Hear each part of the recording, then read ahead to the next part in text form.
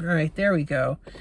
Hey everyone, it's been a minute. The reason for that is I got a job and I've been training for my job and we had some snow come in, so I did not have a chance to see Mercy until now. Actually, I have about an hour and 10 minutes before I have to go into work, which should give me more than enough time to talk about Mercy. So this is the new technological police procedural drama thriller with Chris Pratt and Rebecca Ferguson.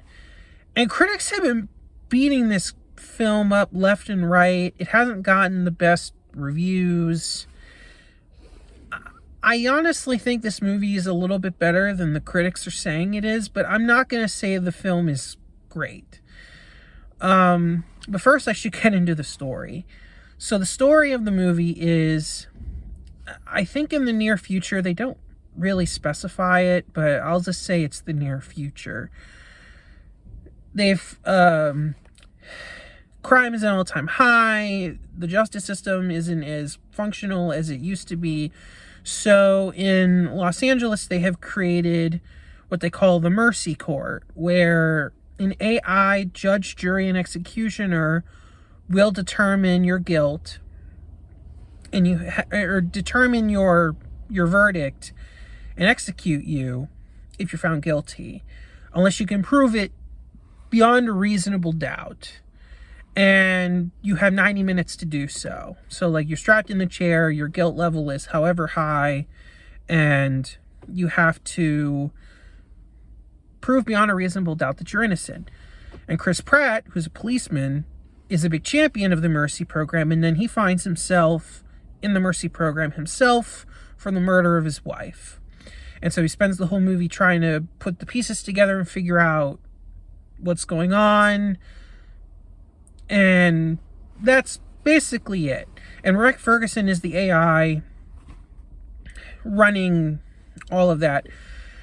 And so where the movie works is the suspense. I think there's a good pace to this movie. The suspense is definitely there. It is a little bit nail-bitey because it's happening in real time and you see the clock going down. Because this is like an hour and 40-minute movie, and he's in the chair for, most of the movie. So it makes sense that it's happening more or less in real time. And apart from some flashbacks and video footage and things like that, it also has some elements of, like I said, it's like a police procedural. They're trying to figure out what's going, the culprit, or he's trying to prove his innocence. But it has like the technological aspects of searching and missing, those technological thrillers where you have all the access to all these different things to help prove your innocence. So if you like those kinds of movies, you'll probably like Mercy. And I will also say, I think the acting is good. Chris Pratt does a good job with the part he's playing. Rebecca Ferguson does a good job as the AI. I mean, all the actors are fine.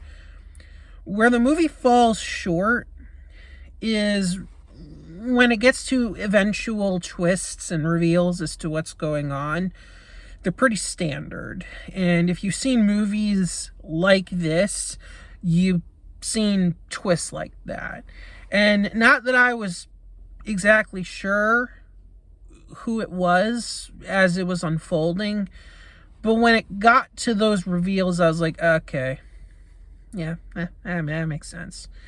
Now, I don't want to spoil anything, and I won't, but it definitely falls short in that aspect, and that brought it down a few grades for me.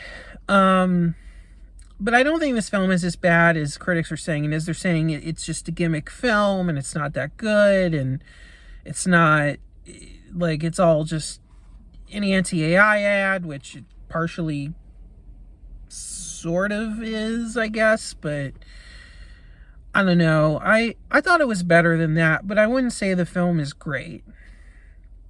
It works in some aspects, it doesn't work in others. it would have been nice if they also dived into more of the risks of using an AI system for something like this, and they don't really do that either. They don't always go as far with the premise as they could. I mean, this is like right now, especially with the prevalence of AI, that's ripe for people to point out the flaws, point out the issues with using it, but they don't do it as much as I think they should. But who knows? Maybe you'll see it and think it does it perfectly fine in its commentary, but I thought it could have used more of that as well. Overall, this is like a, I don't know, like it's a solid C movie.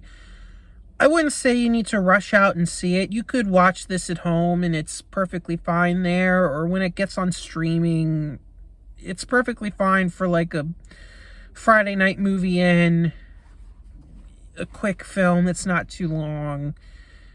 It's perfectly fine for that. So it's a bit of a weaker entry for January, but it's not as bad as the critics are saying it is. At least I don't think so. Well, anyway, guys, that's my review. Thank you all for watching, and I'll see you in the next one. Take care.